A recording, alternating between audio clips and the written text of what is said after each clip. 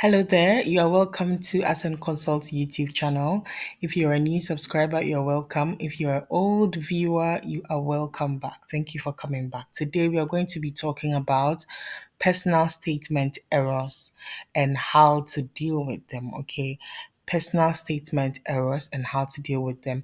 Now, this is going to be a quick video. We are going to go more in depth on each and every one of these points in separate videos. So kindly subscribe and look out for these videos. If you are writing a personal statement or you are in the middle of it or you've already finished or you are thinking of starting a personal statement, these are things you should bear in mind. Once you're able to correct these errors, you are going to have a solid winning personal statement. But as I said, this is more like an introduction to some of the things you should look out for. So if you already have a statement, an essay, bring it out and start marking how many of these points are in your personal statement. And then as we go on, you would know how to address them, but the full details will come in the individual videos for each of the points. So stay tuned and let's get right into it. Okay, before I move on, this is just a quick disclaimer. Please make sure that you have each and every one of these checked in your essays, okay? Because each of them have the potential of really weakening your essay, even if you feel like you have a very strong, message, or you have certain aspects that are really strong when it comes down to sometimes when it comes down to the essay, you might be found wanting if you have some of these errors. So please also know that they have not been arranged in any form or order of importance. The first to the last point are all equally important, so kindly pay attention to that. Okay, so the first error people tend to make is to not pay attention to their introductions. Your introduction is key, right? That is what draws the reader's attention. Okay, that is what sustains the reader's, interest. So it's very important to make sure that your introduction is one that is very interesting, one that can really spark the reader's interest. There are lots of essays that admissions teams are supposed to read, right? So as soon as they pick yours and you don't really draw them in, you can imagine how far they will get with reading, or even if they read, you can imagine the enthusiasm with which they will read, right? So it's very important. The opening of every essay is key. Of course, the opening cannot be great and then the body will be bad, but definitely the opening is what keeps the reader very interested. So make sure some of these are some quick tips I can give you. Make sure you do not start with "my name is." Okay. Also, do not start with, something that looks a little bit like a research paper, like according to da in that article, that comes across like a research paper. Okay.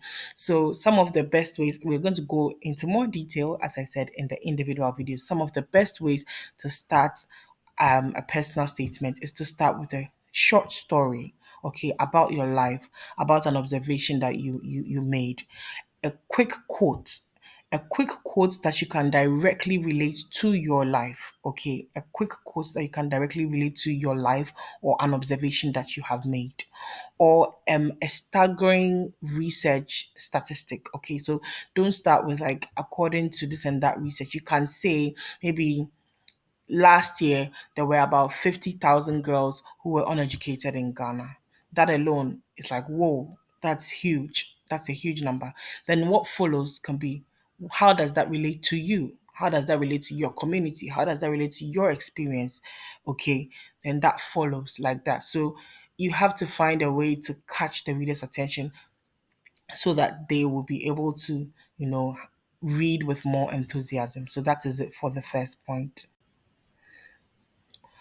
Okay, so another error people tend to make is to not have a central message or a theme. Okay, if your essay does not communicate an idea, a singular idea, or a singular story, or a singular theme, then you begin to confuse the admissions team. Okay, so you have to make sure that you are not trying to tackle so many topics at once, so many things at once. You're not trying to share so many stories at once. If you want to share a particular story that relates to a particular research and relates to a particular observation you've made, you have to make sure they are all in line and they are all a singular issue. You might think talking about many things at once makes you look more knowledgeable. However, the more specific what you are talking about is, the more specific your central message is, the more in depth you can go, the more you can show your knowledge and your experience and your life trajectory in relation to that particular issue. So for instance, if you want to talk about health, health is very broad. You realize that once you begin to talk about health, okay, then you start to talk about maybe reproductive health, or mental health, or different areas of health. You see that you are not able to capture everything, so you begin to now say so many things, and that will make the essay look all over the place. And also, your life experience cannot be related to each and every aspect of health, right?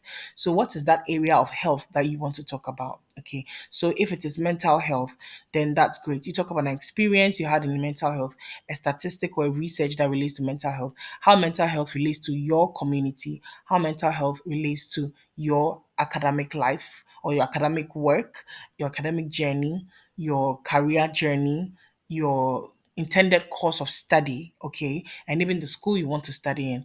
That they all have to be in line, they have to be aligned. And by the time the person who is reading, by the time the admissions person is done reading, they should be able to say, okay, this person is interested in that because they went through this and they have proved that through research this is what is happening in the area, and they've showed that they need this course to be able to make sure that they start this project after school to be able to tackle this issue, full stop. So it has to be that specific.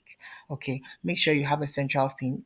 Stay away from vague statements, vague, descriptions, like flowery words that and flowery statements that are not, you can't really substantiate, okay, in the essay. So that's all I have to say for this one. Look out for another video where we are going to talk about how to brainstorm to decide on what your central message will be.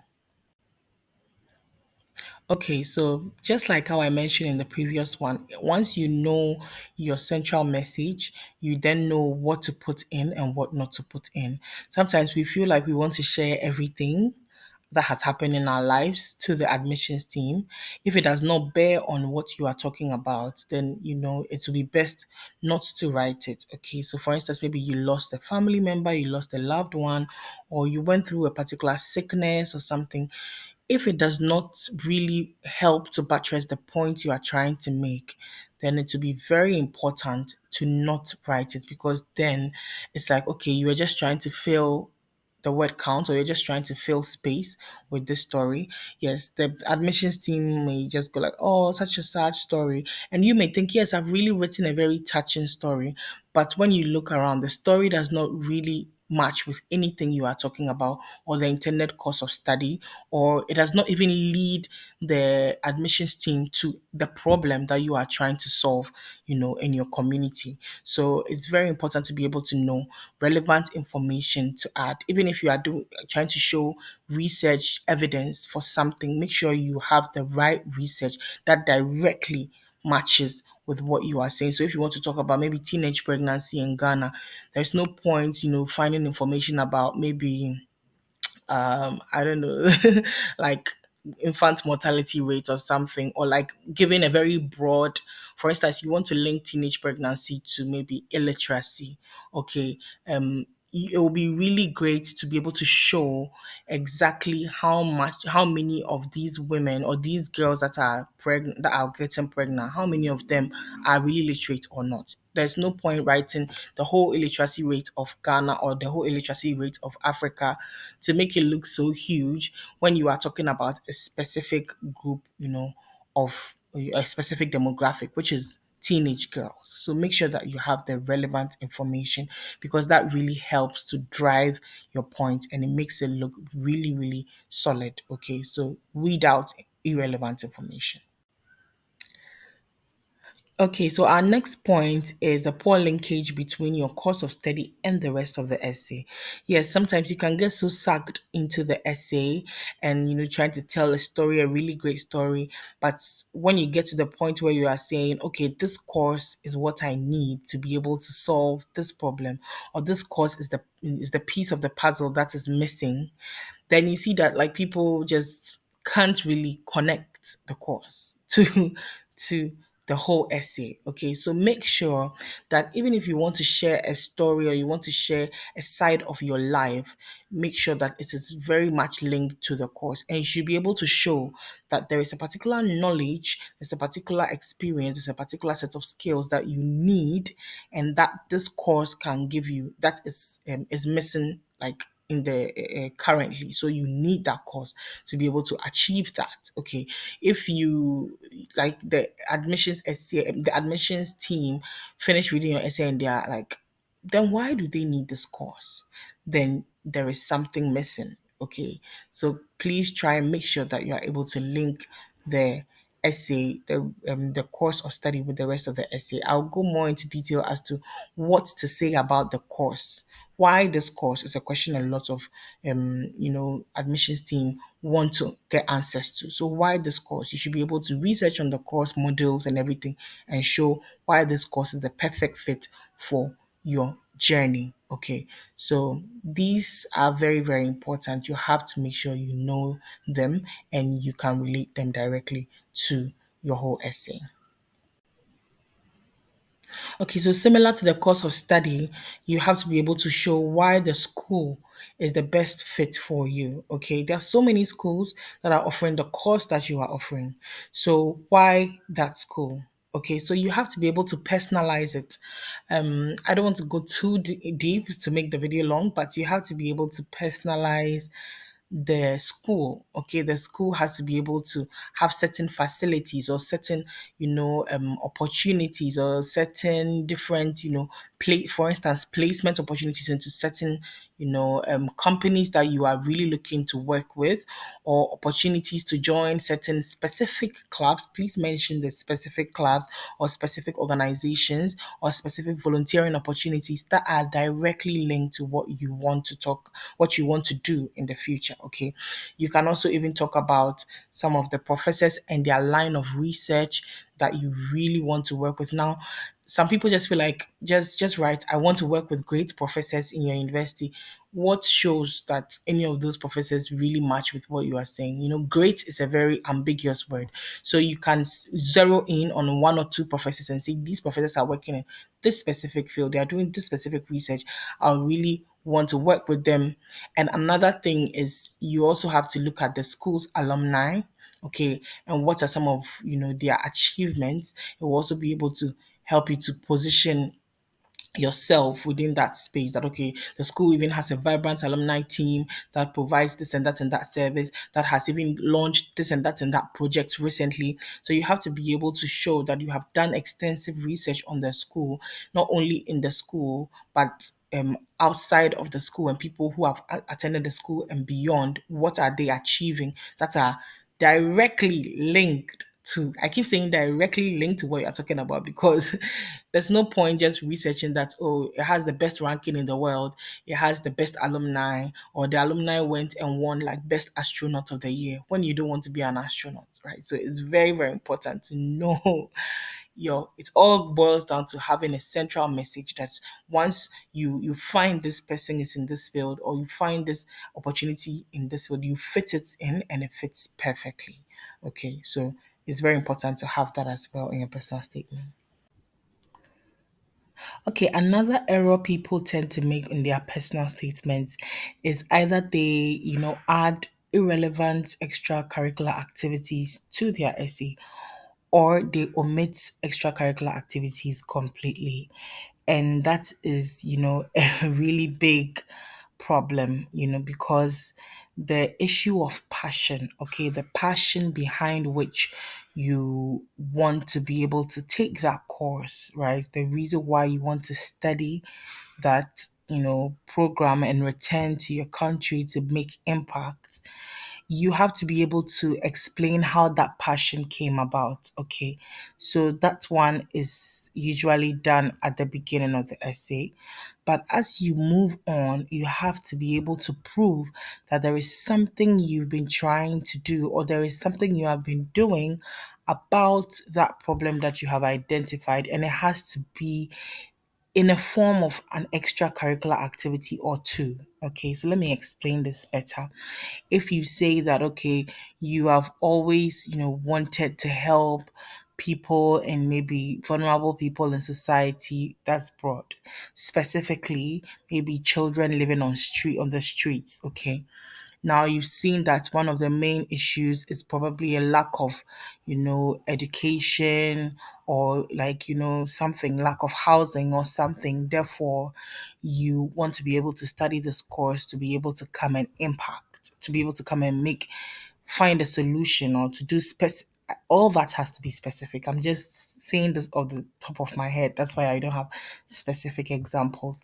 But the thing that is missing from what I just said is what you have been doing currently. And that is more like a rescue mission. Okay. So it doesn't have to be anything major, but it can be as little as, you attended campaigns, you did some volunteering work in the area of, childcare, you were maybe a child tutor, you probably went for some kind of a workshop or a conference related to that. You actually went on a street, what's that thing called?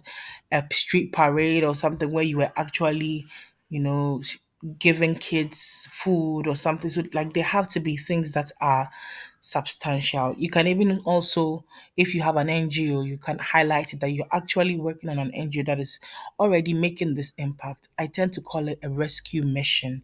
Okay, so that is different from just saying, oh, I usually join the sports club, or I usually go for, hiking, or I go for,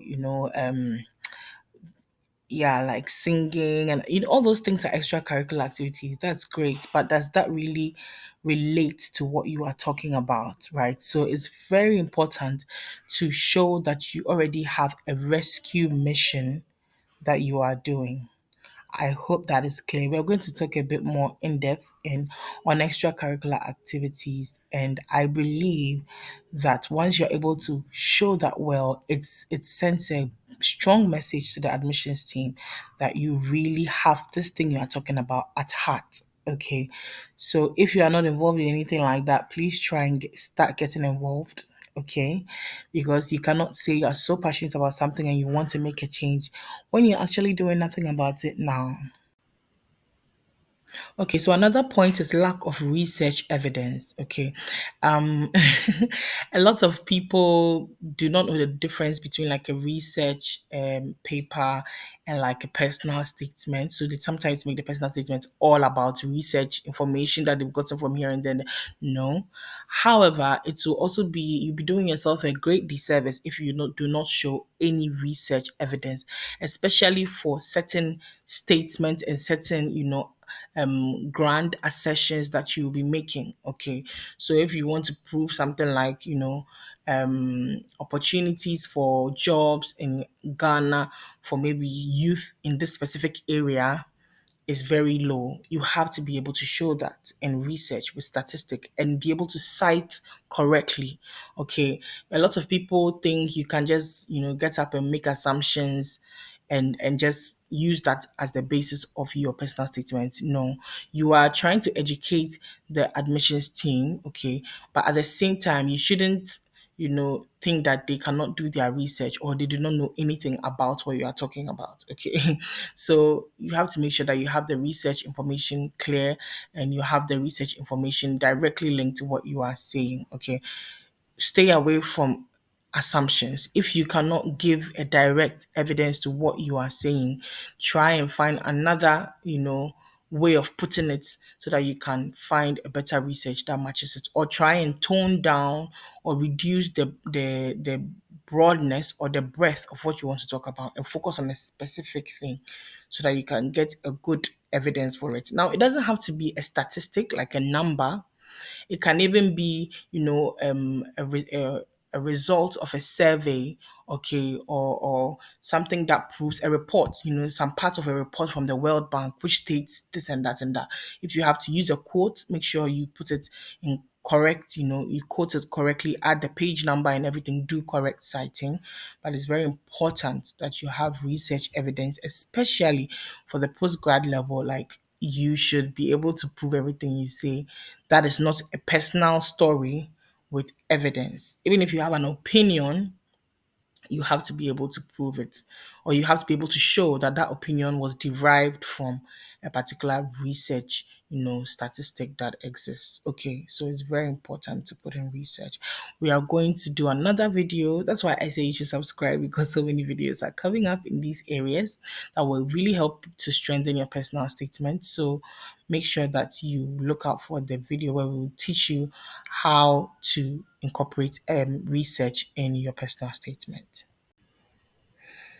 Okay, so another error people tend to make is not to invest so much time and effort into explaining what their give back plan is. Okay, personal statements that are really great tend to have really well, established give back plans, or what they call your project back home. Okay, it's really important to make sure that you just don't write, "Oh, I want to make money. I want to finish school, do my PhD, make money, and help society." That's very broad. What exactly are you going to do to help society? And it's very important that whatever that give back is, you have been able to prove it, that you started something related to that before, or you have the set of skills to be able to start that, or you already are doing a bit of it, but you need the course and the experience from that school to add onto it to scale it up for it to become bigger,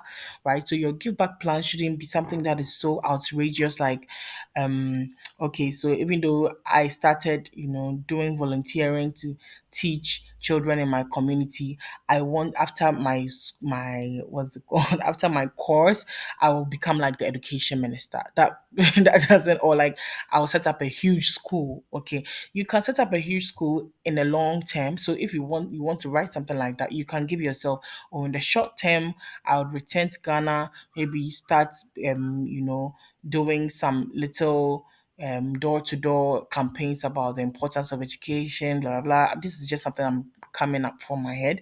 Okay, then as time goes on, you begin to enter into policy engagement with government officials, da, da, da, da, da.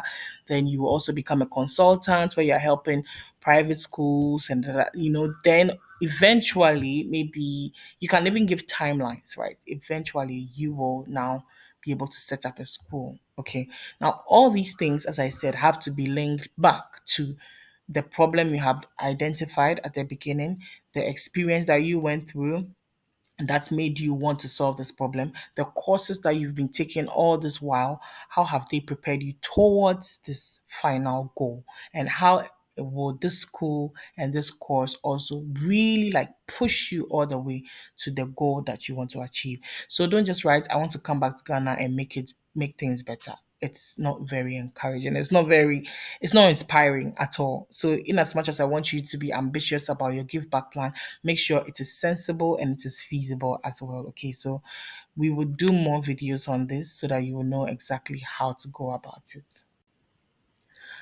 Okay, so another error people tend to make and sometimes overlook, is technical writing errors. Okay, sometimes when you talk about, oh, you have to proofread your essay, people think it's only about the grammar or spelling errors, but there are things like clarity. Okay, is your essay clear? When somebody reads like a sentence or two, do they really get exactly what you are saying, or are you being ambiguous? Okay, are you saying, something that could mean one thing or another? So that is where the clarity comes in. You have to be clear in your writing. Coherence, like from one paragraph to the next, does it make sense that that paragraph follows the previous one? Or have you started talking about, okay, my past experiences, then you go into the future, and then you come back to the present, and then you go back to the past? Like, it has to follow, like, it has to be fluid. Okay, it has to be coherent, and it has to make sense from one paragraph to the next. And you can also use those statements that show that you are moving from one to the next. Like in addition, furthermore, moreover, finally, firstly. It helps you to know that. It helps people to know that, okay, this is where I'm starting from. This is still a continuation of the first point. This is now it's the second point. This is now like how I'm ending. Okay, so like it's very important to have all those things in there. Coherence. If your essay is not coherent, you can have really great ideas. You can have like a really solid story, but you just didn't arrange it well and it doesn't make sense. Concise. Is it concise? People tend to write a lot of words.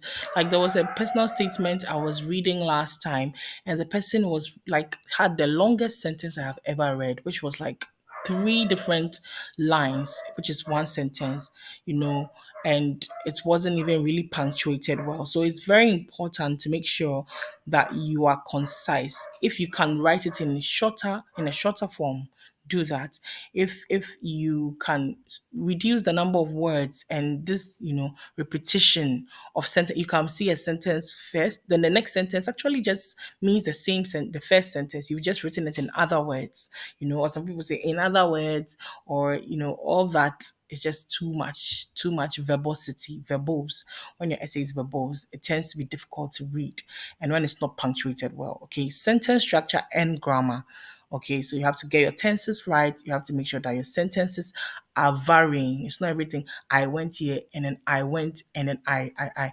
There are different ways you can structure your sentences to make them not sound monotonous throughout the whole essay. So these are things we are going to definitely dive into. So kindly, but before we dive into them, just go and check if you have any of these errors in your essay. And one of the ways I'm able to catch these errors is whenever I'm done reading my essay, I read it out loud. I read it out to my own hearing and ask myself, that seems like a very long sentence. Or that sentence seems like it's not complete.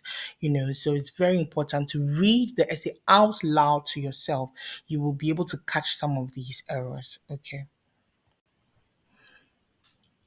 Okay, so last but not the least, definitely not the least important point is the word count, because the word count can even just be can be the deciding factor, and you might not be able to get a chance in just because they told you to write 200 words, 500 words, 1,000 words, and you felt, oh, I want to write like 2,000. I want to show you I can go way beyond the word count. Okay, I want to show you I have a lot more to write.